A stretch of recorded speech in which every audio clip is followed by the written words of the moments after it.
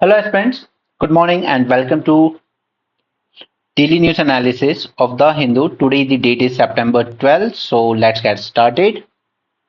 आज हम लोग सिकल सेल एनीमिया को थोड़ा डिटेल में देखेंगे, ओके, क्योंकि वो न्यूज में है, उस पर एक अच्छा आर्टिकल भी आया है, तो हम उसका बैकग्राउंड भी पूरा जान लेंगे और वो आपके लिए एक डेमो का भी काम करेगा कि हम लोग अपनी फिल्म रिवीजन सीरीज में किस तरीके से चलने वाले हैं। Okay, so first news article is again these doctors from Kolkata. कल हमने बात की थी from ethical point of view, but at the same time अब यहाँ पर इन्होंने इसको, आप कह सकते हैं, एक पॉलिटिकल टिल्ट ही है कि एक फ्रेश डिमांड रख दी है इन लोगों ने कि चीफ मिनिस्टर हमारे साथ लाइव कॉन्फ्रेंस करें, राइट। लाइक जो भी मीटिंग होगी वो लाइव टेलीकास्ट होनी चाहिए। There is a fresh condition now. पहले 2 दिन पहले सुप्रीम कोर्ट ने इनसे रिक्वेस्ट किया कि आप लोग अपनी ड्यूटी पे लौटिए, बट इन्होंने कल वो मना कर दिया, राइट। इसके अलावा इनका कहना है कि एटलीस्ट 30 रिप्रेजेंटेटिव्स होने चाहिए जो स्टेट सेक्रेटेरिएट में आपसे मिलने, जिनको अलाउ किया जाए। ओके, ये 30 लोगों का रिप्रेजेंटेशन मांग रहे हैं अपनी मांगों को लेकर। और दूसरा, जो भी मीटिंग होगी वो टेलीवाइज की जाए live on the news channels. तो गवर्नमेंट इसको एग्री करने के लिए, इसको बिल्कुल एग्री करेगी भी नहीं वैसे। Union cabinet approve health cover for all age 70 and above. Now already हमारे हमारे पास प्रधानमंत्री जन आरोग्य योजना है, राइट, अंडर आयुष्मान भारत। यहाँ पे ऑलरेडी फैमिलीज को मिल रहा है 5 लाख रुपए तक का insurance cover. But over and above this, जो भी घर में 70 ईयर्स या उससे ऊपर के लोग हैं उनको एडिशनली एक कवरेज दिया जाएगा। यहां पर प्राइम मिनिस्टर मोदी के अंडर में कैबिनेट ने अप्रूव की एक health coverage to all senior citizen age 70 and above irrespective of income under Ayushman Bharat. ठीक है, इसमें हम लोग इनकम क्राइटेरिया रखते हैं, बट अब यहां पर 70 प्लस जितने भी हैं, इररिस्पेक्टिव की उनकी इनकम क्या है या वो बीपीएल में आते हैं या नहीं है, डजेंट मैटर, बट 70 प्लस सभी लोगों को एक तरीके का हेल्थ कवरेज दिया जाएगा, राइट। अब अगर हम ओल्ड पीपल की बात करें, वैसे हम इस पर एक शॉर्ट सेशन जरूर करेंगे क्योंकि अभी हमारे यहाँ हार्डली 8% पॉपुलेशन ऐसी है जो कि ओवर 60 प्लस हम लोग कह सकते हैं इसको, ठीक है। लेकिन बाय 2050 ये बढ़ के 20% से ऊपर जा सकती है, यानी कि जो डिपेंडेंसी रेशियो है वो बढ़ेगा इसका, ठीक है। मैंने एक मेज 450 प्लस में एक सेशन किया था डेमोग्राफिक डिविडेंड में, उसमें भी हमने इसके बारे में बात की थी। तो ये एक अच्छा इनिशिएटिव है। Persons age 70 and above, irrespective of their socio-economic status, this is important, okay। यहाँ पे आपकी इनकम, आपकी गरीबी अमीरी की बात नहीं हो रही है, 70 से ऊपर हो तो आपको मिलेगा, okay. Will be eligible to get the benefits under Pradhan Mantri जन आरोग्य योजना। एक न्यू अलग से कार्ड बना के दिया जाएगा। और जो फैमिलीज ऑलरेडी कवर है under this scheme will get an additional top-up cover of 5 lakh rupees per year for themselves. Next is प्रधानमंत्री जन आरोग्य योजना की बात करें तो it is world's largest publicly funded health assurance scheme जो प्रोवाइड करता है health coverage of 5 lakh rupees per family per year for secondary and tertiary care. और यही एक रीजन था कि गवर्नमेंट ने अपना फोकस इस पे ज्यादा शिफ्ट कर लिया और जो प्राइमरी हेल्थ सेंटर्स थे या प्राइमरी केयर थी उस पे से फोकस थोड़ा सा हट गया, ठीक है। और वही एक रीजन है कि हम लोग अपना टीबी एलिमिनेशन का जो टारगेट है उसको लेकर अभी भी उतना सीरियस नहीं है। एक तो वो म्यूटेट हो रहा है, कभी सब क्लिनिकल लेवल पे प्रॉब्लम होती है, कभी मल्टी ड्रग रेजिस्टेंट लेवल पर, ठीक है। उस पे से ध्यान हटने की वजह भी एक तरीके से ये स्कीम आई है जिसने पूरा फोकस शिफ्ट कर दिया सेकेंडरी एंड टर्शरी केयर पर। हॉस्पिटलाइजेशन टू 55 करोड़ यानी कि 12.34 करोड़ फैमिलीज को। सिंपल, जब गैरिएटिक केयर की बात आएगी ना, गैरिएटिक मतलब 80 प्लस, ठीक है, ओल्ड एज की जब बात आएगी तो उसमें बस यहाँ पर एक कोट करना है कि ओवर एंड अबव दी जन आरोग्य योजना, उसके ऊपर भी अगर फैमिली में ओल्ड मेंबर है तो उनको एडिशनली 5 लाख का हेल्थ कवरेज दिया जाएगा। बस एक सिंपल सा फॉर्डर पॉइंट जो आपको आंसर को में ऐड करना है आपको। दूसरा, ड्रग्स के बारे में जब बात की जाए तो you remember Gambia and Uzbekistan, क्या हुआ था वहां पर? हमारे यहाँ के सिरप्स की वजह से बच्चों की डेथ हुई थी। गैम्बिया में तो अराउंड 60 चिल्ड्रंस की डेथ हुई थी, ठीक है। तो उसने हमारी जो इमेज थी स्पेशली अफ्रीकन कॉन्टिनेंट में वो काफी टेंटेड की थी। ये काफी इस तरीके की बातें हुई कि ये जो इंडियन प्रोडक्ट्स हैं ये काफी इंफीरियर क्वालिटी के हैं। और ये सच्चाई भी है क्योंकि अगर आप मुंबई वगैरह जाओगे ना तो वहां पर जो मशीनरी वगैरह जैसे जेसीबी हो गई, क्रेन हो गई, जो ऑलरेडी 10-10 साल 20-20 साल यूज की जा चुकी है ना, उनको एक्सपोर्ट कर दिया जाता है अफ्रीकन कंट्रीज में, कीनिया में दे दिया जाएगा, युगांडा में दे दिया जाएगा, रवांडा में, कि आप लोग यहाँ पे यूज कर लो। अल्टीमेटली क्या होता है, ये मशीन ऑलरेडी उतनी एफिशिएंट नहीं है, ये उतनी सेफ नहीं है, और फिर वहां पे हादसे होते हैं, और फिर एक परसेप्शन क्रिएट होता है, negative perception against the Indian products, कि ये लोग इंफीरियर क्वालिटी की चीजें अफ्रीका में भेजते हैं, राइट। तो अभी जब मैं आपको इंडिया अफ्रीका कराऊंगा आज मेंस 450 प्लस में, उसमें सारे पॉइंट्स आएंगे, इसलिए मैं कहता हूँ न्यूज एनालिसिस करोगे, रेगुलरली फॉलो, तो वहां पर चीजें बहुत इजी भी होंगी और इंटरेस्टिंग भी लगेंगी। और दूसरा, पतंजलि का जो केस आया था, उसमें सुप्रीम कोर्ट ने कहा था कि under this drug and clinical trial rules of 2019, ठीक है, उसमें आप मिसलीडिंग एड नहीं कर सकते। तो यहाँ पर एक ड्रग है, उसको रिकॉल किया है सीडीएससीओ ने। सीडीएससीओ का मैंने आपको बताया था, ये लाइसेंसिंग का काम करता है, ये रेगुलेट करता है इनको। तो उसने यहाँ पर इनको फॉल्स क्लेम के लिए एक आई ड्रॉप को रिकॉल किया है वापस से। CDSCO, the permission was suspended as the company's claim was likely to be misled the public and have violated the provisions of New Drugs and Clinical Trials Rules 2019। यही case था बाबा रामदेव की दवाइयों का भी, ठीक है। तो ये दवाइयों के रेगुलेशन की बात है।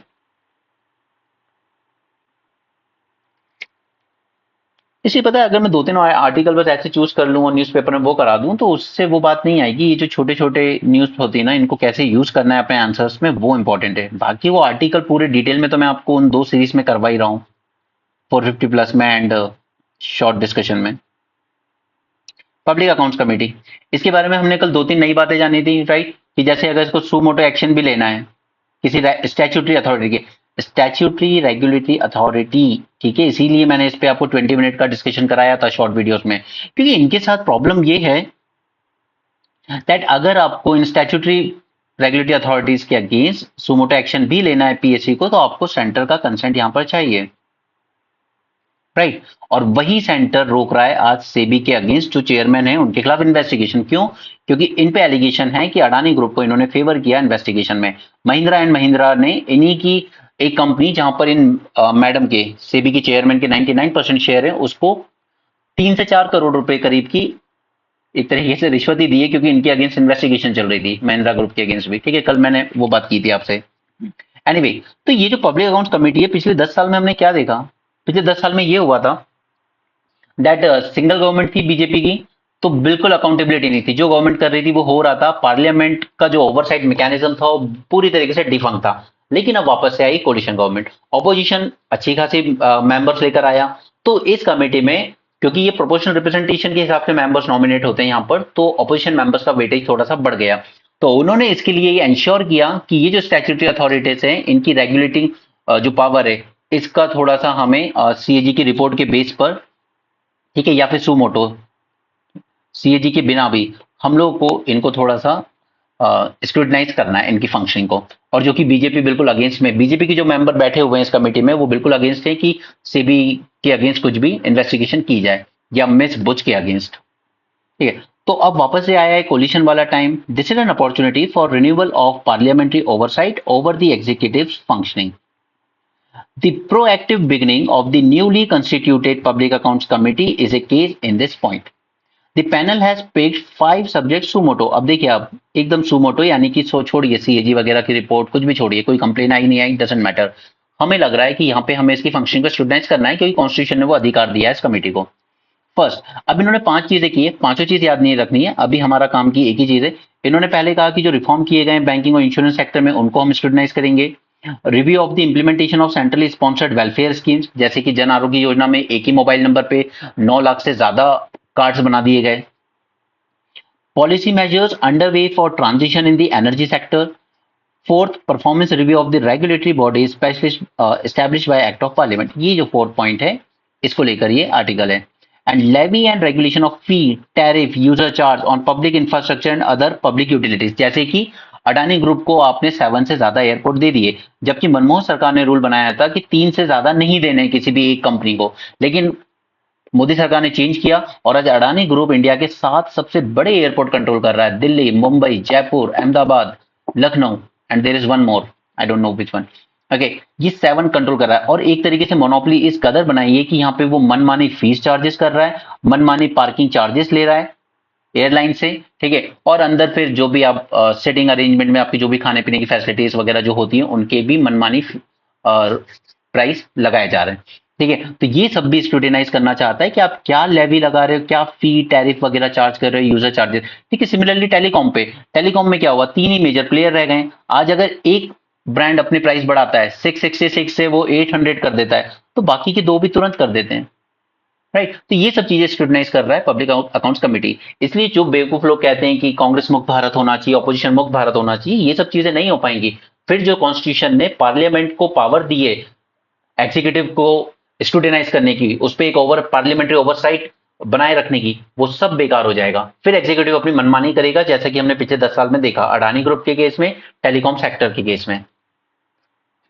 Next is now this PAC, क्योंकि जनरली एक नॉर्म बनाया गया कि जो अपोजिशन पार्टी है उसी के जो मेंबर होंगे उनको हेड बनाया जाएगा इसे।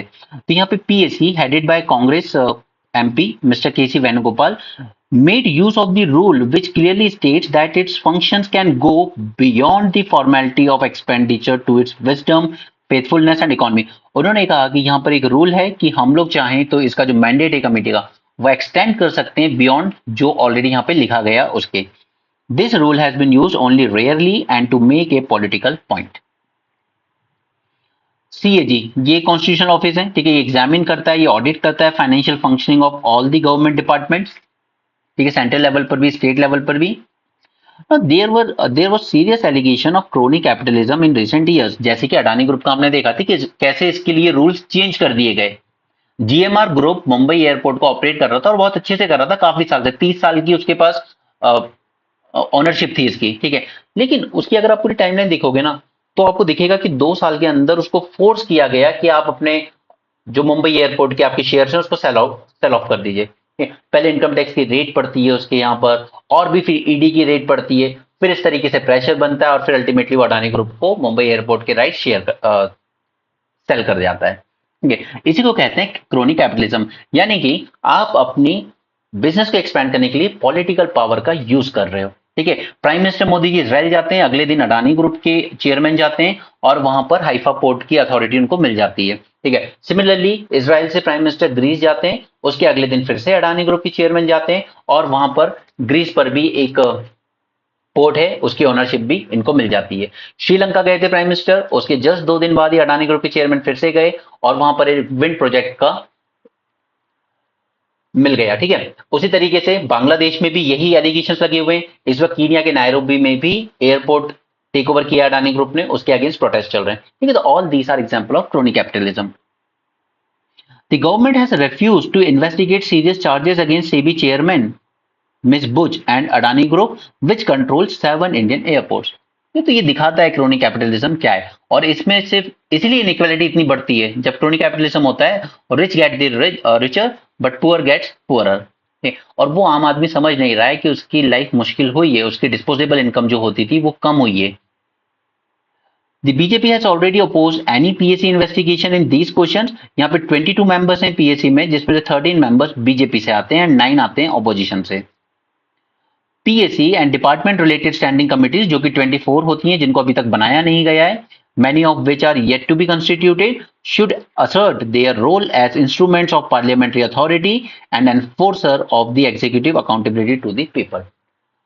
ओके, सो देख लिया हमने 10 साल सिंगल पार्टी रूल भी, बट नहीं, उसने इनइक्वालिटी को और बढ़ाने में रोल प्ले किया है। क्रोनी कैपिटलिज्म और ज्यादा बढ़ा इंडिया में। बांग्लादेश इंस्टेबिलिटी हम काफी बात कर चुके हैं, बार बार उसके बारे में बात नहीं करना है। दूसरा है चाइनीज कैरेक्टरिस्टिक्स। अब देखिए यहाँ से सिर्फ 1-2 पॉइंट्स ऐसे हैं, ये चाइना के रिस्पेक्ट में लिखा है इन्होंने, लेकिन 1-2 पॉइंट ऐसे हैं जो इंडिया सीख सकता है। अब इनके यहाँ पे हुआ ये है कि सभी सिटीज में कंपटीशन चलता था, कौन बिजनेस को कितना अट्रैक्ट कर सकता है, क्योंकि चाइना में जॉब क्रिएशन और ये सब रिस्पॉन्सिबिलिटी है वहां की सिटी एडमिनिस्ट्रेशन की, सेंट्रल गवर्नमेंट की नहीं। हमारे यहाँ पर अनएम्प्लॉयमेंट, इन्फ्लेशन, ये चीजें बढ़ती हैं तो हम लोग सेंट्रल गवर्नमेंट को क्वेश्चन करते हैं, वहां पर सिटी अथॉरिटीज को क्वेश्चन किया जाता है, क्योंकि उनके पास उतनी अथॉरिटी भी होती है आपसे टैक्स लेने की। यहाँ पे प्राइम मिनिस्टर ने कहा that states should compete with each other to attract investors, but India में city level government account for less than 3% of total government spending, जबकि 51% गवर्नमेंट स्पेंडिंग चाइना में सिटी एडमिनिस्ट्रेशन करता है। ठीक, तो फिर उनकी अकाउंटेबिलिटी उतनी ज्यादा बनती है। अगर ब्रिज कोलैप्स हुआ है तो क्यों हुआ, अगर ये वाटर लॉगिंग हो रहा है तो क्यों हो रहा है। Local governments also have much broader qualitative mandate and they are almost exclusively responsible for unemployment, insurance and pension. ये सारे काम वहां पर सिटी एडमिनिस्ट्रेशन को पावर दी गई है और हम जनरली क्या मानते हैं चाइना का पॉलिटिक्स क्या है सेंट्रलाइज बट उनके यहाँ पर तो सिटी एडमिनिस्ट्रेशन 51% स्पेंडिंग कर रहा है वो रिस्पॉन्सिबल है अनएम्प्लॉयमेंट के लिए इंश्योरेंस के लिए पेंशन देने के लिए हमारे यहाँ तो और ज्यादा बुरे है हमने सिर्फ नाम के लिए कर दिया 73rd एंड 74th अमेंडमेंट लेकिन हमारे यहाँ हमने ना तो उनको फंड्स दिए ना फंक्शन डेलीगेट किए और ना ही फंक्शनरी दी जिसको हम कहते हैं 3F ठीक है ये एग्जांपल हम चाइना से ले सकते हैं कि हमें अपनी सिटी अथॉरिटीज को ज्यादा देना है उसके बाद एक और चीज मैंने आपसे कही थी कि आप ये वे फॉरवर्ड में जरूर लिखा कीजिए दैट जीएसटी में एक फिक्स परसेंट आप एक सर्टेन परसेंटेज फिक्स कर दीजिए for these urban local bodies okay क्योंकि स्टेट गवर्नमेंट कहती है हमारे खुद का रेवेन्यू सोर्स चला गया तो हम कहां से डेलीगेट करें फिर वो डिपेंड हो जाते हैं कि फाइनेंस कमीशन 5 साल में जब अपनी रिपोर्ट देगा तब वो बताएगा कितना पैसा देना तो ये चीजें नहीं जीएसटी में आप एक फिक्स कर दीजिए कि इतना परसेंट अर्बन लोकल बॉडीज और पंचायती राज इंस्टीट्यूशंस को दिया ही जाएगा डेफिनेटली ठीक है यहाँ पे चाइना में ये हुआ कि सभी सिटीज इतना कंपटीशन में लग गई कि उन्होंने इंडस्ट्रियल लैंड को ज्यादा प्रमोट करना शुरू किया रादर देन रेसिडेंशियल लैंड उन्होंने कहा कि पहले इंडस्ट्रीज को अट्रैक्ट करते हैं उसके लिए वो डिस्काउंट पे लैंड प्रोवाइड करना शुरू कर दिया फ्री लैंड प्रोवाइड करना शुरू कर दिया ठीक है ये सोच के कि फ्यूचर में इससे टैक्स रेवेन्यू वगैरह आएगा इन्वेस्टर्स आएंगे ठीक है तो इन्होंने अपने लैंड राइट्स काफी कम कर दिए मतलब पूरा फोकस था इन्वेस्टमेंट लेड मॉडल चाइना का ठीक है इंडिया का डोमेस्टिक कंजम्पशन मॉडल है हम लोग प्रोड्यूस करते हैं अपने खुद के मार्केट के लिए क्योंकि चाइना ने कहा ऐसी चीजें बनाई है जिसको हम एक्सपोर्ट करें और हुआ ये कि ओवर द ईयर काफी ओवर कैपेसिटी कर ली इन्होंने बहुत ज्यादा प्रोड्यूस कर लिया इतना ज्यादा स्टील प्रोड्यूस कर लिया कि इनको कई बार जिसे हम लोग कहते हैं एंटी डंपिंग उस फॉर्म में ये लोग इतना सस्ता बेचने लगे कि इनको जो प्रोडक्शन कॉस्ट थी वो भी नहीं निकल रही थी बट ओवर प्रोडक्शन हो चुका था अगर वहीं रहता चाइना के मार्केट में तो प्राइसेस और गिर जाते ठीक है बट उससे हुआ ये कि फिर इंडिया को एंटी डंपिंग ड्यूटी लगानी पड़ी अदरवाइज हमारी इंडस्ट्रीज पे असर पड़ता तो ये ओवर कैपेसिटी इनकी यहाँ पर इसलिए हुई क्योंकि इनकी सिटीज में कॉम्पिटिशन बहुत ज्यादा हो गया था इन्वेस्टर्स को अट्रैक्ट करने के लिए बट ये सब क्या है कि बकवास बातें फालतू लिख रहे हैं क्योंकि अभी इंडिया की हालत बहुत ज्यादा अलग है हम लोग की तो वो उतना प्रोडक्शन भी हम नहीं कर पा रहे हैं जितनी हमारी नीड है ओवर कैपेसिटी तो बहुत बात की बात है बट लोगों को लिखना है कुछ ना कुछ तो फिर वो लिखते रहते हैं ओके अब यहाँ पर इनकी जो सेंट्रल लीडरशिप थी चाइना की उसने क्या किया it permitted local innovations in the housing sector rather than imposing a particular solution तो ये इंडिया के लिए लेसन है कि आप ये लोकल इनोवेशन का स्कोप छोड़िए अब हमारे यहाँ क्या हो रहा है जो भी फंड्स दिए जा रहे हैं सेंटर से वो टाई करके दिए जा रहे हैं ठीक है नेशनल एजुकेशन पॉलिसी इंप्लीमेंट की है आपने या नहीं की है उस बेसिस पर आपके ग्रांट रिलीज होंगे ऊपर से आपने पीएम श्री स्कूल को अपनाया या नहीं अपनाया उस पे बेस आपको सेंटर से फंडिंग मिलेगी ठीक है जबकि इवन चाइना जैसी कंट्री लोकल इनोवेशन के लिए एक स्कोप छोड़ती है कि आप पैसे हम दे रहे हैं आप अपने हिसाब से अपनी लोकल कंडीशन लोकल नीड के हिसाब से प्रोजेक्ट डिसाइड कर लीजिए देखिए हमारे यहाँ पर एकदम माइक्रो मैनेज किया जा रहा है इंडिया में एटलीस्ट पिछले 10 साल में this policy innovation process was locally determined and not micro manage by the centre देखिए हमारे यहाँ हर चीज सेंटर माइक्रो मैनेज करने की कोशिश कर रहा है और इसलिए रबर स्टैम्प चीफ मिनिस्टर बिठाए जा रहे हैं हर स्टेट्स में इवन वो भी स्टेट अथॉरिटीज भी यही कहती हैं कि सारी फाइलें ऊपर सेंटर से क्लियर होकर आती है यहाँ के चीफ मिनिस्टर होम मिनिस्टर सिर्फ नाम के लिए हैं चाहे वो मध्य प्रदेश हो छत्तीसगढ़ हो राजस्थान हो हरियाणा हो एनीवे अब ये सब इनको चाइना पे काफी लॉस हुआ क्योंकि यहाँ पर काफी ज्यादा इन लोगों ने ओवर प्रोडक्शन कर लिया था बट यहाँ पर हमारे जो काम का है वो ये है अब उसके बाद जब इनके यहाँ पर ओवर प्रोडक्शन होने लगा तो इन्होंने क्या कहा कि चलिए वर्ल्ड में चलते हैं वहां इन्वेस्ट करेंगे तो ये लेकर आए बेल्ट एंड रोड इनिशिएटिव क्योंकि ये अपना जो लोकल मार्केट था उसको सब्स्टिट्यूट करना चाहते थे बाय इंक्रीजिंग दी सॉरी जो वेस्टर्न में ये लोग एक्सपोर्ट लेड मॉडल अभी तक अपना रहे थे उसको सब्स्टिट्यूट करना चाहते थे विद दी डोमेस्टिक डिमांड लेकिन डोमेस्टिक डिमांड भी उतनी ज्यादा नहीं आई इन्होंने बहुत सारी न्यू सिटीज बना दी जिनको कहा गया घोस्ट सिटीज क्योंकि वहां पर रहने के लिए लोग ही नहीं आ रहे सिर्फ बनी हुई है बिल्डिंग्स पड़ी हुई है खाली ये घोस्ट सिटी बोलते हैं इसको चाइना में ठीक है फिर ये निकल पड़े कि चलिए नया इंटरनेशनल मार्केट ढूंढते हैं belt and road initiative launch किया इन लोगों ने इसके लिए ठीक है तो ये जो ओवर कैपेसिटी इन लोगों ने प्रोड्यूस की एंड ये एक्सपोर्ट ओरिएंटेशन जो पॉलिसी थी ये अल्टीमेटली फेल हो गई इनकी ठीक है क्योंकि इनका मानना था कि हमने ज्यादा डिसेंट्रलाइजेशन कर दिया हमने ऊपर से रेगुलेट नहीं किया कि कितना स्टील प्रोडक्शन करना है कितनी नीड है स्टील प्रोडक्शन की इंडिया में सॉरी चाइना में या वर्ल्ड मार्केट में ठीक है सेंटर ने मॉनिटर नहीं किया चाइना में ये सब डिसेंट्रलाइज कर दिया बहुत ज्यादा और सभी सिटीज प्रोड्यूस करती चली गई करते चले गए और ओवर कैपेसिटी हो गई ठीक है तो इनका ये कहना है कि थोड़ा सा डिसेंट्रलाइजेशन भी लिमिट में होना चाहिए सेंटर की ओवरसाइट बनी रहनी चाहिए उसमें। This model has now reached its limit due to China's arrogant approach to international relations and its drive towards self reliance. अभी चाइना का जो एरोगेंट अप्रोच है ना अदर कंट्रीज के अराउंड, उस वजह से भी इससे साथ अब जो लोग ज्यादा प्रोजेक्ट्स में डील करना पसंद नहीं करते, क्योंकि ये डेट ट्रैप पॉलिसी जो है उसने लेसन दे दिए अच्छे खासे कई कंट्रीज को। ठीक है, तो obviously China is facing an economic decline now. This is the article जो हमारे सबसे काम का है, इंडिया सिकल सेल चैलेंज। अब देखिए क्यों न्यूज़पेपर इंपॉर्टेंट है, ये आर्टिकल पहले डिस्कस करेंगे, फिर चलेंगे अपने स्टैटिक नोट्स में यहाँ पर। ठीक है, और उसके तब आपको समझ में आएगा कि अगर हम न्यूज़पेपर फॉलो करते हैं तो वो टॉपिक समझना कितना ईजी हो जाता है। पहले इसके बारे में थोड़ा सा बेसिक जान लेते हैं। देखिए अगर दो पेरेंट्स हैं, ठीक है, सपोज इन दोनों की मैरिज होती है। अब इन लोगों ने क्या किया, बचपन से या अभी जवानी में भी इन लोगों ने अपनी स्क्रीनिंग नहीं करवाई, तो इन्हें नहीं पता कि हमारे दोनों के अंदर एक एक सिकल सेल ट्रेट है। ठीक है, ये जो ब्लू वाला है वो नॉर्मल हेमोग्लोबिन ए जीन है, जबकि जो रेड में देख रहे हैं आप वो सिकल हेमोग्लोबिन एस जीन है। ठीक है, तो इन दोनों में एक एक जीन था सिकल सेल वाला, बट इन लोगों ने फिर भी मैरिज कर ली। अब जब बच्चे हुए, नाउ देयर इज चांसेस कि या तो दोनों में ए जीन आ जाए ब्लू ब्लू, ठीक है, तो कोई सिकल सेल की बीमारी नहीं होगी बच्चे को। But at the same time 50-50% की पॉसिबिलिटी ये भी है, ठीक है, कि एक मदर का एस जीन आ सकता है या एक फादर का एस जीन आ सकता है। ठीक है, तो ऐसे में सिकल सेल ट्रेट इन बच्चों में भी रह जाएंगे। ठीक है, बीमारी नहीं होगी बट सिकल सेल ट्रेट हो जाएंगे, तो कल को इनकी भी कहीं अगर मैरिज होगी तो उसमें भी फिर देखना होगा दूसरे पार्टनर की क्या हाल है। ठीक है, लेकिन अगर दोनों से ही एस जीन के ट्रेट आ गए तो इस बच्चे को डेफिनेटली सिकल सेल एनीमिया होगा। ठीक है, अब इसका सॉल्यूशन क्या है, इसका सॉल्यूशन ये है कि हम लोग मैसिव लेवल पर स्क्रीनिंग करें और ये अवेयरनेस जनरेट करें कि देखिए आपके अंदर सिकल सेल के ट्रेट्स हैं, तो आप कम से कम ऐसे पार्टनर से शादी मत कीजिएगा जिसके अंदर भी सेम ट्रेट्स देखे जा रहे हैं। ठीक है, तो ये मैसिव लेवल पर स्क्रीनिंग करने की जरूरत है, तभी हम सिकल सेल को प्रिवेंट कर पाएंगे। क्योंकि देखिए इसका कोई परमानेंट क्योर नहीं है, कुछ दवाइयां हैं, उसके अलावा आप बोन मैरो थेरेपी कर सकते हो। ठीक है, स्टेम सेल थेरेपी भी इसमें काफी इफेक्टिव रही है, बट वो अफोर्डेबल नहीं है। तो बेस्ट वे है यहाँ पे स्क्रीनिंग करने का, और इसलिए हमने अपना जो sickle cell anaemia elimination mission launch किया उसमें यही कहा है कि हम इसकी स्क्रीनिंग करेंगे मैसिव लेवल पर। स्पेशली जनरली ये ट्राइबल्स में देखी जाती है। अब ट्राइबल्स क्या करते हैं, इसको ये मान लेते हैं कि ये तो गॉड का कर्स है आपको।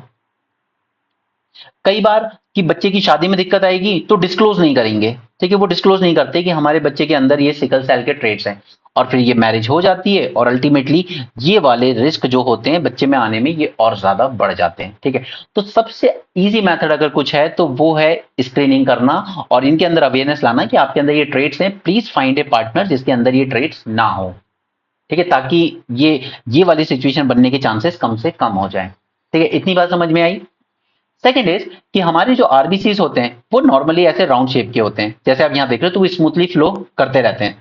बट यहाँ पे क्या होता है, जब आपको सिकल सेल की दिक्कत होती है तो आपके ये जो आरबीसीज हैं ये इस तरह का शेप ले लेते हैं, सिकल जैसा। ठीक है, जो विलेजेस वगैरह में आपने देखा होगा, तो इनका जो फ्री फ्लो होता है वो रुक जाता है, और फिर वो आपकी बॉडी में जो आरबीसीज का सर्कुलेशन होना चाहिए वो नहीं हो पाता है। ठीक है, ये प्रॉब्लम आती है और फिर आपको ब्लड ट्रांसफ्यूजन वगैरह टाइम टू टाइम करवाना पड़ता है। तो पहले इस आर्टिकल को देखेंगे, फिर इस टॉपिक को पूरी तरीके से कवर करेंगे। First, national sickle cell anaemia elimination mission to eliminate sickle cell disease as public health problem by 2047। ठीक है, तो फर्स्ट थिंग इज कि हमें 2047 तक इसको एलिमिनेट करना है। Second, India is the world second largest burden of this sickle cell anaemia, और मोस्टली ये ट्राइबल बेल्ट में देखा जाता है, एमपी, झारखंड, छत्तीसगढ़, उड़ीसा, महाराष्ट्र में। ओके, तो ये ट्राइबल्स इसको कहीं ना कहीं मान लेते हैं कि ये तो गॉड का कर्स है, ये कोई बीमारी नहीं है, वो एटलीस्ट ये नहीं मानते। ठीक है, तो वो कई बार स्क्रीनिंग के लिए तैयार भी नहीं होते हैं। ठीक है, तो वो एक चैलेंज बन जाता है हमारे लिए। अब रिलेट करते चलिएगा। ठीक है, चैलेंज इज वे फॉरवर्ड कि क्या कर सकते हो, गवर्नमेंट क्या ऑलरेडी कर रही है। जेनेटिक एबनॉर्मेलिटी की वजह से होता है, if both parents carry the sickle cell trait, child has significant chance of being born with this disease. Right, हमने देखा ऊपर। ठीक है, 50-50% चांसेस तो वही हैं, और एक केस में तो 100% चांसेस हैं। The life span of these patients are significantly shortened to just 40 years, and the quality of life is curtailed to the range of health complications caused by sickle cell, जैसे उसको बार बार infection हो सकता है, swelling आ सकती है, कई उसके vital organs damage हो सकते हैं। दूसरा, सोशल स्टिग्मा आता है कि बच्चे की शादी नहीं होगी अगर ये बात हमने डिस्क्लोज कर दी कि इसमें सिकल सेल के ट्रेट्स हैं, और फिर गलती से सामने वाले पार्टनर से भी ऐसे से शादी हो जाती है जिसमें सिकल सेल के ट्रेट्स होते हैं, ठीक है, तो वो एक टैबू बन जाता है फिर इनके लिए, या कई बार उसको जेनेटिकली थोड़ा सा इंफीरियर कंसिडर किया जाता है एंड ऑस्ट्रेसाइज किया जाता है, ठीक है, गॉड कर्स मान लेते हैं ये लोग। अब क्योंकि ये हेरिडिटरी है, ठीक है, तो फिर मैरिटल एंड सोशल प्रोस्पेक्ट भी कम हो जाते हैं कि यार ये इस बच्चे को ये दिक्कत है, अगर हम इसके साथ शादी करेंगे तो फिर आने वाले बच्चों में भी ये ट्रेड्स मिल सकते हैं, ठीक है, तो फिर इसलिए भी लोग डिस्क्लोज नहीं करते हैं। नाउ सबसे अच्छा सॉल्यूशन अगर कुछ है तो वो है लार्ज स्केल स्क्रीनिंग प्रोग्राम, और ये हम ऑलरेडी कर रहे हैं। Hydroxy urea, this is a medicine जो कि हम लोगों ने इंक्लूड की अंडर एसेंशियल मेडिसिन लिस्ट, और ताकि इसका एक्सेस इंश्योर किया जा सके अंडर नेशनल हेल्थ पॉलिसी 2013, ठीक है, उस टाइम पर इस मेडिसिन को, हाइड्रोक्सी यूरिया को, हमने एसेंशियल मेडिसिन लिस्ट में इंक्लूड किया ताकि इसका एक्सेस इंश्योर किया जा सके, साथ साथ इसके प्राइस भी कंट्रोल किए जा सके। Now 18% of people affected by sickle cell disease in India are receiving consistent treatment. Patient drop out कर जाते हैं at all stages of treatment, like कुछ स्क्रीनिंग लेवल पे ड्रॉप आउट कर जाएंगे, कोई डायग्नोस लेवल पे कर जाएंगे। The largest drop occur at the diagnosis and treatment adherence stage. उन वो जनरली कंसल्ट करना शुरू कर देते हैं ट्रेडिशनल हीलर्स को, जादू टोने वालों को, बिकॉज एक हिस्टोरिक मिसट्रस्ट है ट्राइबल एरियाज में अगेंस्ट दीज मॉडर्न मेडिसिन। ठीक, तो पहले तो उनको कन्विंस करना ही अपने आप में एक बहुत बड़ा इशू है। जैसे आपने देखा होगा ना, लोगों को जब मीसल्स होते हैं तो वो रेड रेड रैशेस निकल आते हैं बॉडी पे, तो विलेजेस में लोग क्या कहते हैं, ये तो माता निकल रही है, ठीक है, ये सबको निकलती है लाइफ में एक बार, विलेजेस में यही एटीट्यूड है। जबकि मीसल्स की वैक्सीनेशन अगर आपने नहीं कराई है तो डेफिनेटली आपके बच्चों को प्रॉब्लम करेगा बड़े होके। No permanent cure is available for sickle cell disease, ठीक है, कोई परमानेंट क्योर नहीं है, ये दवाई भी परमानेंटली क्योर नहीं कर सकती, और ना ही कोई भी थेरेपीज आपको परमानेंटली क्योर कर सकती हैं। स्टेम सेल ने काफी अच्छा प्रोस्पेक्ट दिखाया, बट वो अभी नेसेंट स्टेज पर है एंड उसकी कॉस्ट भी बहुत ज्यादा है, kind of unaffordable. The ongoing research in gene therapy is promising but unaffordable at present. Relatively inexpensive drugs such as hydroxyurea are effective to some extent. But there is seldom a regular convenient supply of these medicine, ठीक है, shortage हो जाती है इस medicine की। Again this is another challenge. की medicine sometime go out of stock, ठीक है, इंडिया में कोई बड़ी बात तो है नहीं ये। और उसके अलावा कि इनकी स्क्रीनिंग वगैरह अभी जब ट्राइबल बेल्ट में लोग रह रहे हैं तो इतनी दूर होती है कि कई बार लोगों को 200-200 किलोमीटर तक ट्रैवल करना पड़ता है, ठीक है, they need to travel at long distance. तो फर्स्ट थिंग्स तो सबसे इंपॉर्टेंट जो हमें वे फॉरवर्ड में लिखना होगा कि हमें screening as near as possible, ठीक है, जहां भी एंडेमिक है ये बीमारी या जिस ट्राइबल बेल्ट में भी ज्यादा है, हमें वहां पर इंश्योर करना होगा कि ये स्क्रीनिंग वहीं पे की जा सके। 200 किलोमीटर लोग नहीं जाएंगे, फिर वो वही करेंगे, बाबा लोगों के चक्कर में पड़ जाएंगे। रुद्राक्ष ले लीजिए, पानी में डिप कर लीजिए, सुबह पी लीजिएगा, इससे आपका सिकल सेल ठीक हो जाएगा। Okay, so now first thing है जो हमें करने की जरूरत है वो है reduce the stigma related to this disease and build the trust in public health institution and the awareness, okay, to burst the specific myth कि ये कोई गॉड का कर्स नहीं है। और हमने पोलियो में, एचआईवी में, या इवन कोविड में हमने स्क्रीनिंग कितने अच्छे से की थी, ठीक है, हर चौराहे पे, मार्केट में, मेट्रो स्टेशन पे, सब जगह हो रही थी ये टेस्टिंग। ओके, तो ये जो अपने सिकल सेल ट्रेट को लोग कंसील कर रहे हैं वो ठीक नहीं है, ये रिड्यूस हो पाएगा अगर हम लोग स्क्रीनिंग बढ़ा पाएंगे तो, ठीक है, and this will ultimately lead to fewer women giving birth to children with this condition. Screening the newborns as well, अगर बच्चा पैदा हो रहा है उसको तभी स्क्रीन करके बता दिया कि आपके बच्चे के अंदर सिकल सेल ट्रेट है, तो जब फ्यूचर में आप मैरिज करेंगे तब इस बात का ध्यान रखिएगा, ठीक है, और ये बहुत लो कॉस्ट होगी लेकिन हाई डिविडेंड हमें पे करेगा फ्यूचर में जब वो बच्चा बड़ा होगा। Second is drugs as well as adherence support must be available close to the patients in the nearest health and wellness center. ये जो प्राइमरी हेल्थ सेंटर थे ना, उन्हीं का नाम सरकार ने बदल के कर दिया health and wellness centre. Fourth is ensuring that patients receive approved vaccines will be crucial. Okay, this may require a catch-up vaccination program. Next is health in the tribal areas especially should be strengthened by factoring in the condition unique to these areas और adequate funding भी ensure करनी होगी and research should be conducted to better understand the disease and its pathway in India and to develop new treatment. ठीक है, तो अब यहाँ पर जो थेरेपी है स्टेम सेल वाली, ठीक है, वो मैं आपके साथ डिटेल में डिस्कस करूंगा प्रीलिम्स रिवीजन सीरीज में, क्योंकि उसके लिए हमें पहले सभी टाइप के स्टेम सेल्स के बारे में भी जानना होगा, pluripotent and all those things. उसके अलावा बोन मैरो ट्रांसप्लांट होता है, बट उसमें काफी सारे इन्फेक्शन के चांसेस होते हैं। आजकल तो क्या कर रहे हैं कि आपकी जो टीथ जब निकालते हैं तो उसके साथ भी थोड़े से स्टेम सेल्स आ जाते हैं। ठीक है? तो वो स्टेम सेल वाली बात अलग से करेंगे। अभी के लिए फिलहाल हम डिस्कशन को लिमिट रखते हैं सिकल सेल पे। So it is inherited on just a second.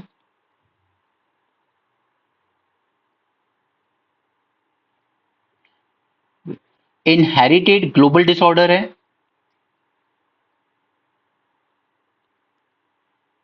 क्योंकि हमारे जो आरबीसी हैं उनमें जेनेटिक म्यूटेशन हो जाता है और इस वजह से जो हमारे आरबीसी है उनका जो शेप है वो क्रिसेंट शेप का हो जाता है rather than the normal round shape. इस वजह से रिजिडिटी बढ़ जाती है और सर्कुलेट उतना इफेक्टिवली नहीं हो पाता है। उसकी वजह से कॉम्प्लिकेशन हो जाते हैं like anaemia, cell anaemia, organ damage, recurrent and severe pain episodes and so on. Generally tribal population में ज्यादा देखा जाता है। तो ये सब आप खुद पढ़ लेंगे, मैं आपको चैलेंजेस पे ले आता हूँ जो कि अभी हमने डिस्कस किए, तो आप बेटर रिलेट कर पाएंगे कि क्यों मैंने आपसे कहा कि पहले आर्टिकल देखते हैं। ठीक है, लिमिटेड अवेयरनेस, अवेयरनेस उतनी नहीं है इन ट्राइबल एरियाज में। ठीक है, इनएडिक्वेट हेल्थ इंफ्रास्ट्रक्चर, 200 किलोमीटर दूर जाना पड़ रहा है स्क्रीनिंग के लिए, दवाई के लिए। हाई ट्रीटमेंट कॉस्ट, ये जो न्यू हम जेनेटिक इंजीनियरिंग के थ्रू जो इलाज ढूंढ रहे हैं वो उसकी ट्रीटमेंट कॉस्ट काफी ज्यादा हो जाती है। Next is limited access to medication, दवाइयां आउट ऑफ स्टॉक हो जाती हैं। इनएडिक्वेट स्क्रीनिंग प्रोग्राम, इसी को हम ओवरकम करने की कोशिश कर रहे हैं। उसके अलावा जियोग्राफिकल एज वेल एज, यहाँ पे डिलीट हो गया है, सोशल बैरियर। ठीक है, कि बच्चे की फिर इसको टैबू बना दिया जाएगा, तो इसलिए हम लोग इसको हाइड करके रख लेते हैं। ठीक है, ये सब आप सेल्फ रीड कर सकते हैं। गवर्नमेंट इनिशिएटिव्स, यहाँ पे गवर्नमेंट ने काफी सारे इनिशिएटिव्स लिए, जैसे सिकल सेल एनीमिया 2047 तक हमें इसको एलिमिनेट करना है। इसी के लिए हम लोग करीब 7 करोड़ लोगों को स्क्रीनिंग करेंगे। National guideline for stem cell research, ultimately इसका अगर इलाज निकलेगा तो स्टेम सेल थेरेपी से ही निकलेगा, और उसको और ज्यादा अफोर्डेबल बनाने के लिए हमें इसमें और ज्यादा रिसर्च एंड डेवलपमेंट करने की जरूरत है। ठीक है, नेशनल गाइडलाइन भी आई for gene therapy product development. Right of person with disabilities, इसमें हमने सिकल सेल एनीमिया को भी एक तरह की डिसेबिलिटी माना, और फिर उन बच्चों को रिजर्वेशन, जॉब्स में, एजुकेशन में, all those thing. National health mission में हमने क्या किया, वो जो दवाई थी उसको एसेंशियल लिस्ट में ऐड किया।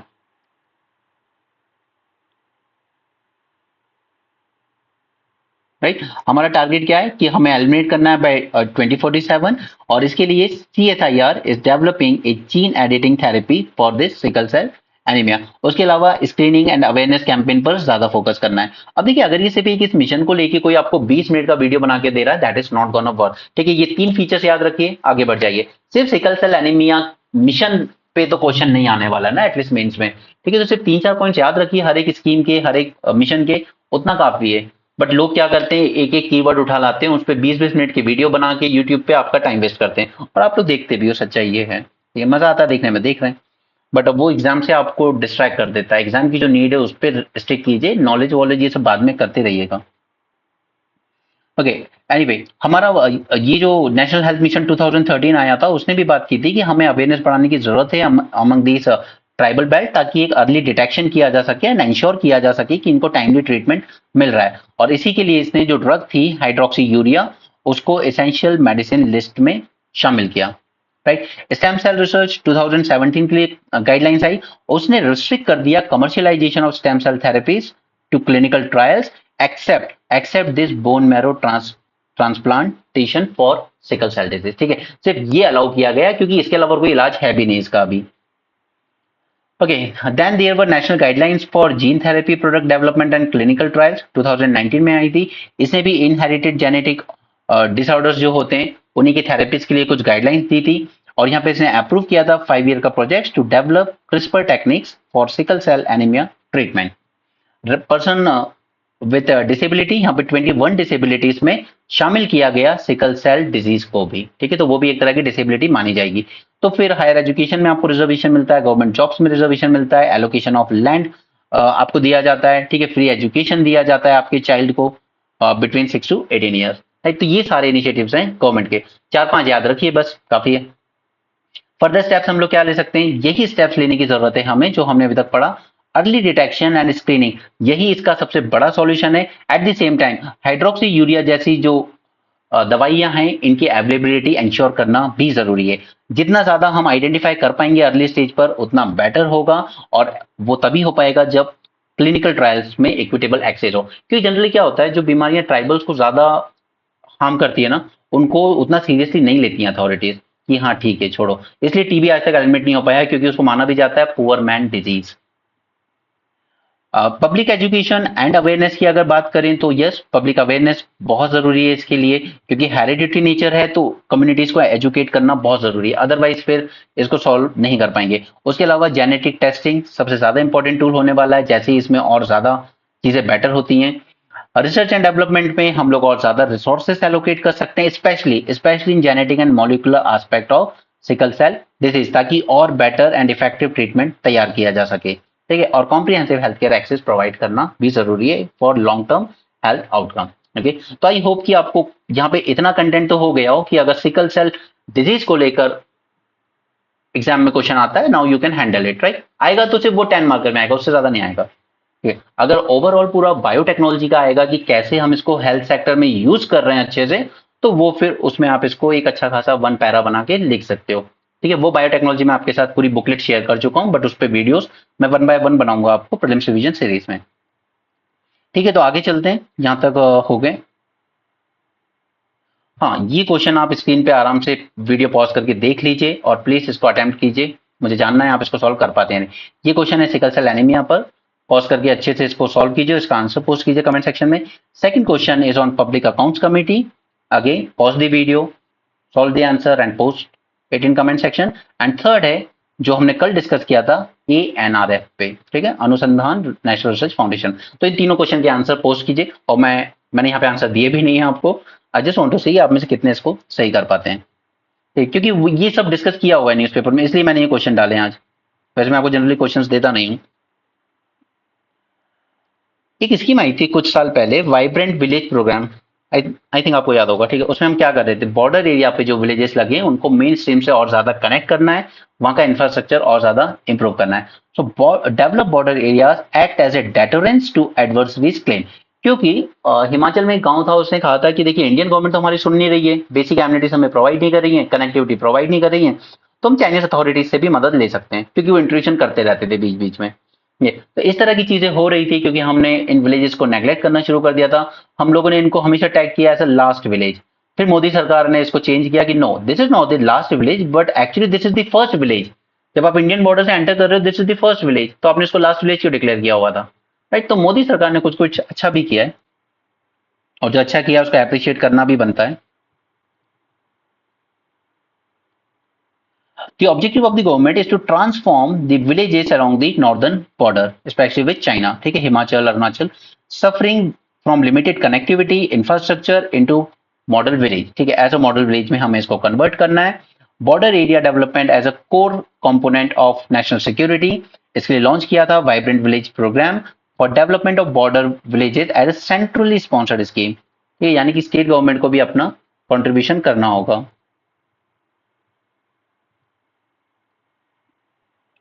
For development of sorry. हाँ, तो इसी कनेक्टिविटी को इंश्योर करने के लिए हमने काफी सारे ब्रिज बनाए, जैसे अटल टनल बनाया, सेला टनल बनाया, शिकुल्ला टनल, जो कि वर्ल्ड का हाईएस्ट टनल बनेगा जब बन जाएगा। मुझे आपसे जानना है कि दोनों कहाँ हैं, ठीक है, Atal tunnel and Sela tunnel. अगर फॉलो किया होगा ठीक से आज तक तो पता होगा। Just a second.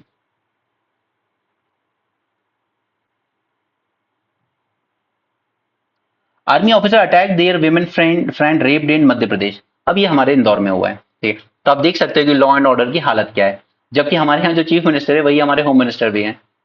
बट उसके बाद भी ये हालत है कि इवन आर्मी ऑफिसर्स के साथ उनकी दो विमेन फ्रेंड्स जा रही थी, they were attacked and one of the women was raped by a group of man during a picnic in Indore district.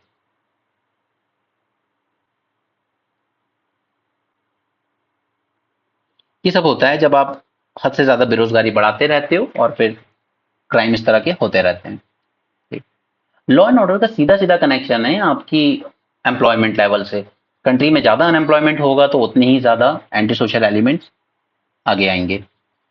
Madrasa Madrasa unfit for proper education, ये कहना है national commission for protection of child right. और ये सही भी कह रहे हैं एक्चुअली, क्योंकि ये मदरसा या किसी भी रिलीजियस इंस्टीट्यूशन में जो एजुकेशन दिया जाता है वो आपके मॉडर्न एजुकेशन की जगह नहीं ले सकता। ठीक है, अल्टीमेटली आपको जिस तरह की जॉब्स वर्ल्ड में ऑफर होंगी वो वहां नहीं मिलती।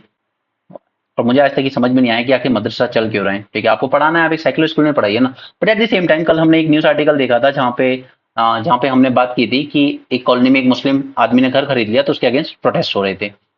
सिमिलरली ये चीज कई बार स्कूल्स में भी बच्चों को आजकल फेस करनी पड़ती है, स्पेशली जिस तरीके से पिछले 10 साल से न्यूज चैनल पे हमारे सुपरस्टार्स जहर निकाल रहे हैं, Venom, Gullu and many more.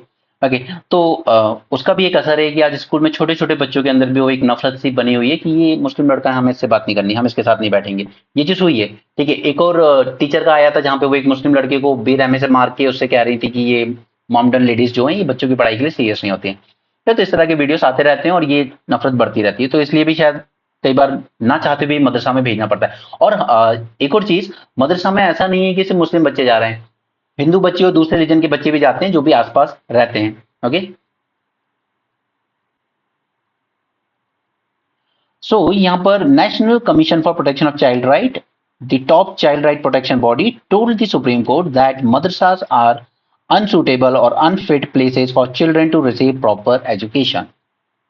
या तो इनको मॉडर्नाइज कर लो या फिर इनको बंद कर दो, क्योंकि हाई कोर्ट ने पहले ऑर्डर दिया था कि ये जो मदरसा में बच्चे पढ़ रहे हैं इनको रेगुलर स्कूल में शिफ्ट कीजिए, फिर सुप्रीम कोर्ट ने उसको स्टे कर दिया था।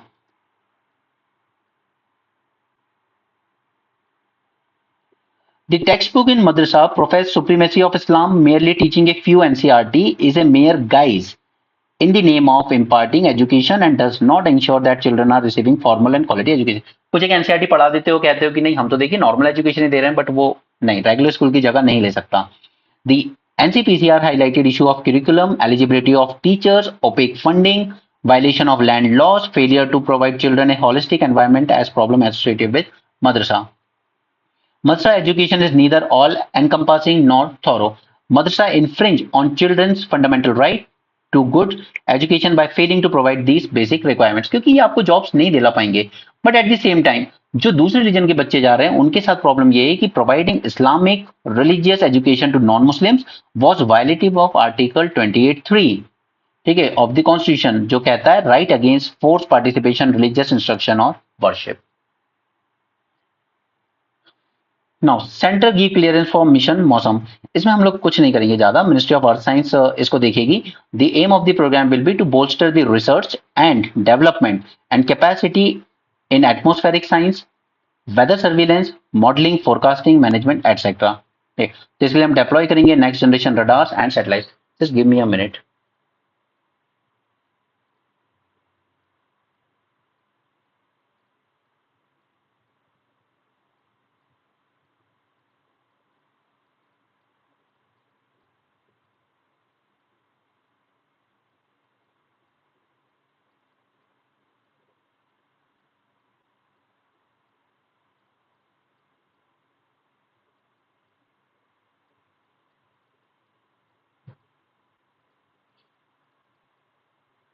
Sorry.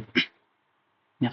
Next is center to nudge banks to fund green energy projects। अब ये ऑलरेडी भी है, जो हमारे प्रायोरिटी सेक्टर लैंडिंग नॉर्म्स होते हैं उनमें ऑलरेडी हमने डाला हुआ है कि अगर आप सोलर या विंड प्रोजेक्ट या किसी भी रिन्यूएबल एनर्जी के प्रोजेक्ट को फंडिंग देते हो तो वो प्रायोरिटी सेक्टर का जो कोटा होता है उसमें काउंट किया जा सकता है। ठीक है, तो यहाँ पे सेंटर यही कह रहा है कि हम ये जो बैंक्स हैं, नॉन फाइनेंशियल इंस्टीट्यूशन को और ज्यादा नच करेंगे कि आप ग्रीन एनर्जी प्रोजेक्ट्स में ज्यादा क्रेडिट दीजिए, ज्यादा लोन दीजिए, to help meet India 30 trillion funding requirement for installing 500 gigawatt, जो कि हमारे पंचामृत का पार्ट है, of non fossil fuel capacity by 2030। Financial institutions, private and public sector banks urging them to commit a portion of their loan to renewable energy projects. तो वो already भी है वैसे भी। यहाँ पे सेंटर अब एक और स्कीम लेकर आया है। पहले आप लेकर आए फेम 1, कोई ज्यादा अच्छे इंपैक्ट नहीं दिखे, फिर लेकर आए फेम 2, उसके भी कोई ज्यादा इंपैक्ट नहीं दिखे। तो वही हर गवर्नमेंट यही करती है, पहले भी जो थी वो भी और ये भी, कि पुरानी स्कीम्स को ही रिपैकेजिंग करते रहते हैं ये लोग। ठीक है, तो अब ये नई लेकर आए पीएम ई ड्राइव स्कीम। ये क्या करेगी, ये 2 साल के लिए वैलिड होगी। ये फंडिंग देगी आपको फॉर 2 व्हीलर, 3 व्हीलर, 4 व्हीलर यानी कि ई बसेस, सेटअप किए जाएंगे करीब काफी सारे charging station in cities with high electric vehicle penetration and on some selected highways. ठीक है, स्कीम का नाम रखा गया है PM electric drive revolution in innovative vehicle enhancement. तो फालतू की स्कीम है, कुछ नहीं होने वाला है। PM Modi reaffirm the plan to back chip facilities. अब इसके लिए सेमीकंडक्टर वाला मेंस 450 प्लस का देख लेना, सारी बातें की है वहां पे, गवर्नमेंट की स्कीम्स क्या है और क्या क्या इसमें चैलेंजेस हैं। Indian electric vehicle market to soar from $120 billion today, sorry from from $34 billion का है अभी, फ्रॉम $34 बिलियन टू $120 बिलियन हो सकता है, ऐसा एक्सपर्ट्स का मानना है। ठीक है, अब इसी के लिए मैंने आपके साथ जब वो rare earth element critical minerals वाला किया था ना, उसमें यही बताया था मैंने कि इन rare earth elements and critical minerals के बिना हम ये ईवी मार्केट वाला टारगेट भी अचीव नहीं कर सकते। हम हमारा 500 गीगावाट वाला रिन्यूएबल एनर्जी का भी अचीव नहीं कर सकते। लिथियम आयन बैटरीज, कोबाल्ट चाहिए हमें, डीआरसी में मिलता है 75% अफ्रीका के। ये तो अभी मैं इंडिया अफ्रीका का जब वीडियो आपको अपलोड करूंगा ऐप पे, उसमें आप ये सब चीजें डिस्कस होंगी कि अफ्रीका कैसे हमारी जो क्रिटिकल मिनरल सिक्योरिटी है ना उसको इंश्योर करने में रोल प्ले कर सकता है। Indian EV market is projected to surge from $34 billion in 24 to $120 billion by 2030, with batteries fueling advancement in EVs and renewable energy storage. Okay, इसके लिए हमने एफडीआई नॉर्म्स को रिलैक्स किया है, हमने एक काबिल बनाया 3 PSU से मिलके ताकि हम ओवरसीज एक्वायर कर सकें। अर्जेंटीना में हमने 3 लिथियम माइंस भी एक्वायर की। And to secure critical minerals are reducing reliance on imports and strengthening the country's position in global market.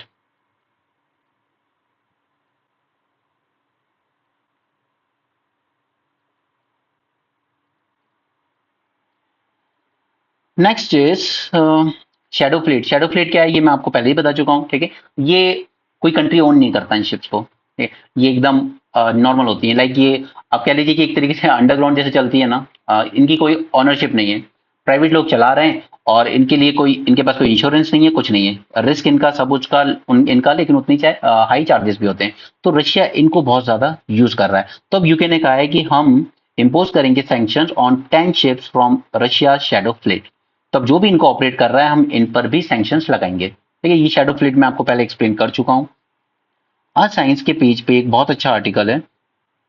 एक तो बायो 3 के पहले हम 6 प्रिंसिपल्स देख लेते हैं। ठीक है, ये भी मैं आपको अपनी जो बायोटेक्नोलॉजी की बुक मैंने आपको दी थी उसमें था, और इसको हम दोबारा भी बात करेंगे इस पर। बट ये फोकस कर रहा है मोस्टली 6 वर्टिकल्स पे। वो 6 वर्टिकल्स हैं। First is bio based chemicals and enzymes. जैसे मैंने आपके साथ बात की थी 2 जनरेशन बायोफ्यूल, इसमें हमें क्या प्रॉब्लम आ रही है, हम क्यों फर्स्ट जनरेशन से बना रहे हैं। ठीक है, अभी हमने देखा था कि मेज का इंपोर्ट करने लगे हम, जबकि हम एक्सपोर्ट करते थे, क्योंकि हमने काफी सारा मेज डाइवर्ट कर दिया फर्स्ट जनरेशन बायोफ्यूल बनाने में। तो हम सेकंड जनरेशन क्यों नहीं बना रहे, क्योंकि उसके लिए हमें चाहिए एंजाइम्स। ठीक है, और एंजाइम्स हम लोग इंपोर्ट करते हैं अभी तक, और उसी एंजाइम्स को बनाने के लिए हम लोग क्या यूज कर रहे हैं, बायोटेक्नोलॉजी का। ठीक है, तो ये bio based chemicals and enzymes, इसको भी लिख लीजिए। ठीक है, ये पहला पिलर है। Second is functional foods. ठीक है, हमारी फूड सिक्योरिटी का इंश्योर करने में बायोटेक्नोलॉजी का बहुत बड़ा रोल होगा, उसी पे बात की जाए। प्रिसीजन थेराप्यूटिक्स, यही हमारे आज के आर्टिकल का मेन बात है कि हम हेल्थ सेक्टर में कैसे प्रिसीजन थेराप्यूटिक्स में इसको यूज कर सकते हैं, यानी जैसे आपके जीन्स, जैसी आपकी बीमारी, वैसा ही आपको इलाज दिया जाए। क्लाइमेट रेजिलिएंट एग्रीकल्चर बनाने में हम जेनेटिक इंजीनियरिंग का यूज कर रहे हैं। हम जैसे आईसीएआर ने क्लेम किया है कि हमने 2000 से ज्यादा क्लाइमेट रेजिलिएंट सीड्स बनाए। ठीक है, अब वही सीड्स हम किसको दे सकते हैं, अफ्रीकन कंट्रीज को, जब उनके उनके साथ कॉपरेशन की बात करते हैं। राइट, वो अभी अफ्रीकन लेक्चर में आएगा थोड़ी देर बाद। Carbon capture, 4th generation biofuel क्या कहता है, जेनेटिकली इंजीनियर प्रोडक्ट्स को यूज कीजिए बायोफ्यूल बनाने के लिए। अब हम इनको इस तरीके से जेनेटिकली इंजीनियर कर दें कि और ज्यादा कार्बन कैप्चर करे, तो उतना ही ज्यादा इस फ्यूल हमें प्रोवाइड करेगा। राइट, तो हम वहां भी यूज कर सकते हैं इसको कार्बन कैप्चर में। मराइन एंड स्पेस रिसर्च में भी यूज किया जा सकता है बायोटेक्नोलॉजी को। जैसे कई बार इस तरीके के प्लांट्स बनाए जा रहे हैं जो मून पे ग्रो किए जा सकें या कल को मार्स पे ग्रो किए जा सकें। ठीक है, स्पेस में भी हम यूज कर रहे हैं। तो ये इसके 6 पिलर्स हैं बायो E3 पॉलिसी के। इसका नाम है biotechnology for economy, environment and employment. अब हम आते हैं इस आर्टिकल पे। अभी तक जो भी दवाइयां वगैरह बनाई जाती हैं उनको क्या किया जाता है, सबसे पहले उनको टेस्ट किया जाता है एनिमल पे, उसके बाद किया जाता है ह्यूमन ट्रायल्स पे। ठीक है, ह्यूमन ट्रायल्स किए जाते हैं। बट एनिमल्स पे जब ट्रायल कर रहे हैं तो हम ये नहीं देख रहे हैं कि एनिमल को इलाज कर पाएगा कि नहीं, हम ये देख रहे हैं कि एनिमल के हम जो ऑर्गन्स वगैरह लेते हैं, ठीक है, या उसको हम एनिमल को मिमिक करते हैं कि अब ये ऐसे फंक्शन करेगा जैसे कि ह्यूमन की बॉडी फंक्शन करती है, और फिर हम टेस्ट करेंगे कि ये जो मेडिसिन बना रहे हैं वो किस तरीके से काम करेगी इस पे। अब यहाँ पे आ जाते हैं एथिकल इश्यूज, ठीक है। पहला, क्या इन एनिमल्स पे इस तरह के जानलेवा एक्सपेरिमेंट करना सही है? दूसरा, क्या गरीब लोगों पर ह्यूमन क्लिनिकल जब हम ट्रायल्स करते हैं तो ऑब्वियसली वॉलंटियर्स को बुलाया जाता है, ठीक है, और मोस्टली वो गरीब लोग ही होते हैं कि आपको इतने लाख रुपए मिल जाएंगे, उतने मिल जाएंगे, और कई बार इनकी रजिस्ट्री भी मेंटेन नहीं की जाती है, कई मर जाते हैं गलत मेडिसिन की वजह से, no one take care of them, right. तो ये दोनों एथिकल नॉर्म्स को ओवरकम करने के लिए हम लोग क्या कर रहे हैं, हम लोग एक न्यू तरह की चीज यूज कर रहे हैं, एक तरह की चिप पे, जो कि पूरी तरीके से हमें दिखाएगी कि अगर ये ह्यूमन बॉडी पे ये दवाई यूज होगी तो किस तरीके से फंक्शन करेगी। Government of India has announced Bio-E3 policy to drive innovation in biotechnology sector by establishing biomanufacturing facilities, that is Bio-AI hubs, यानी artificial intelligence, and Bio-Foundries. Bio-Foundries is nothing but just biotechnology वाली labs. Okay. और इसमें जो मैंने आपको 6 pillar दिखाए उसमें एक सबसे इंपॉर्टेंट पिलर क्या था? प्रेसिशन थेराप्यूटिक्स, ठीक है, pillar number 3. This policy aims to boost development of biologics such as gene therapy and cell therapy. काफी एडवांसमेंट देखे गए पिछले कुछ टाइम में in human relevant 3D culture models, जिन्हें हम लोग कहते हैं न्यू अप्रोच मेथड्स, यानी कि लेबोरेटरी में ही आपकी बॉडी के ऑर्गन्स बनाए जा रहे हैं, तो उस पर टेस्ट की जा रही है कि मेडिसिन इस ऑर्गन पे किस तरीके से फंक्शन करेगी, और इसने काफी प्रॉमिसिंग रिजल्ट्स भी दिखाए in the field of precision therapeutics.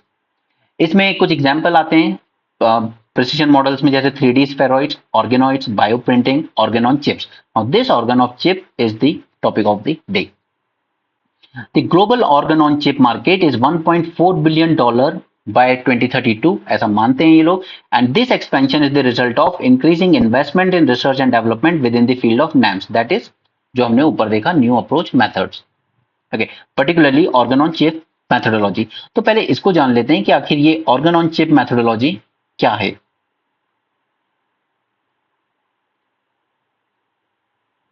Just a second. Okay.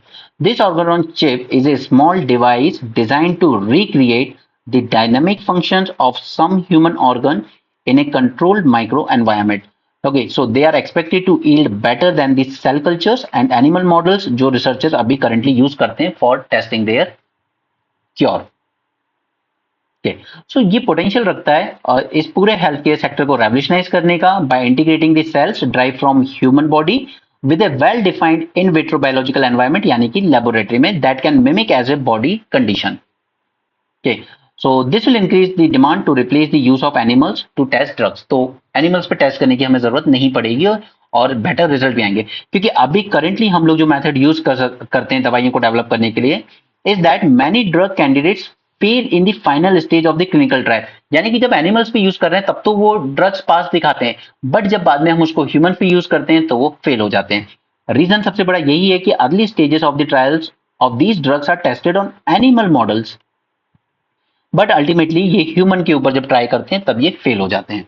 So this organ on chip technology offers a potential solution to this problem by providing more accurate and efficient platform for testing drugs without involving animals or humans in the preclinical testing, right?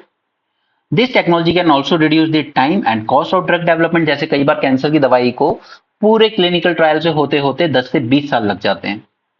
Okay, so it can help in bringing drugs to the market faster and potentially at lower prices.